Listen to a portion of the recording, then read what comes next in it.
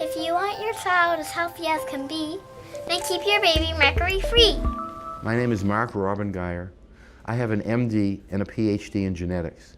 I spent 10 years of work at the National Institutes of Health, was one of the originators of the genetic engineering, which I'm not so sure I was happy to be credited with, but I was a fairly well-known scientist at the NIH. In addition to being a geneticist, I've been interested in vaccine safety and efficacy for 30 or more years. Particularly influenza vaccine causes a disorder called Guillain-Barré Syndrome. It's an autoimmune system problem in which you attack your own nerves and you get paralysis, usually descending from the top to the bottom. It's usually not fatal. Usually you end up paralyzed and you recover some of the mobility, but some people die. This was most famous in 1976 when they had that big influenza epidemic in which there was only one case, and it really wasn't a case, but they tried to give 30 million people the shot. And by the way, they paid $8 billion in damages. It's been known even before that influenza vaccine causes Guillain-Barré syndrome. Now that's not to say that influenza vaccine couldn't be good. If it was efficacious and it prevented, let's say, 10,000 lives and you got 100 cases of Guillain-Barré syndrome, maybe it would be worth it, especially since it's not clear how you avoid it. But of course, when you have an influenza vaccine, it's 9% efficacious, and if you believe that, it prevents 10 deaths, or whatever, some small number of deaths, and it causes 100 cases of Guillain-Barré syndrome. And you didn't tell anybody, by the way, that they could get Guillain-Barré syndrome. And now you're forcing people to take it, whether they like it or not. That's a different story. It shouldn't be done. We've published on that, but this one was actually the CDC published on it.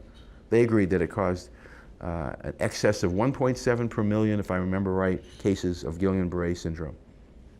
You understand one of the problems of flu vaccines, which is our law says that to bring out a vaccine, you have to do 2 double-blind field trials to show efficacy, and you have to show long-term safety. That's been done on DPT and DTaP and all the other vaccines. How do you do it on influenza? Well, they meet in the spring or late winter, and they pick strains for next year. How do you test whether that vaccine works against those strains? It hasn't come yet. At first, they might be wrong on which strains come, and even if they're right, how do you test it ahead of time? And how do you do long-term safety testing? And the answer is they don't. And when I confront them with them, they say, well, Dr. Geier, you can't do that. I just told you can't do that. Well, my answer to that is the law doesn't say you should do it if it's convenient. The law says you have to do it. And if you don't do it, you have to tell people that it's an experimental vaccine. It's never been tested. All they do is they give a few people the vaccine to see if you make antibody. That has no prediction whatsoever whether it's really going to work or not. First, you don't even know if it's the right strain. Secondly, even if it's the right strain, you don't know if it's going to work. And third, you have about 2 weeks to evaluate its safety.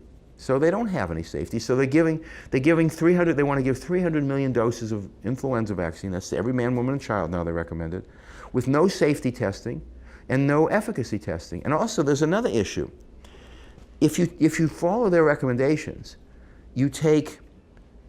pregnant women take the vaccine. So you get it as a fetus. Then you get it at 6 months. Then you get it a year and 2 and 3 and 4 and every year for the rest of your life.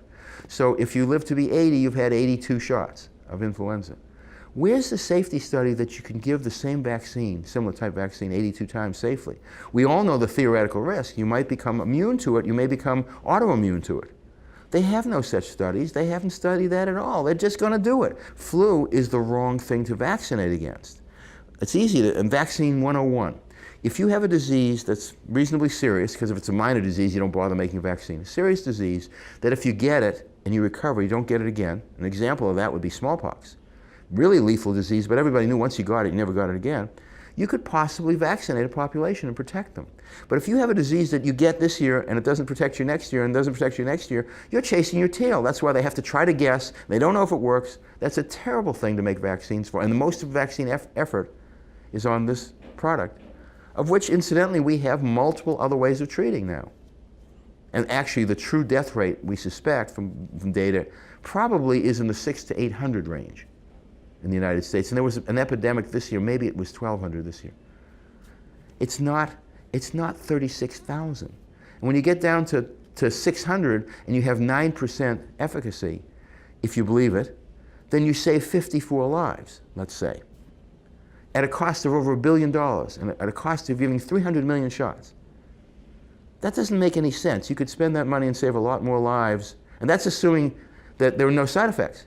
I didn't deduct for the side effects. That's insane. That's like you give a man a hammer, he thinks everything's a nail.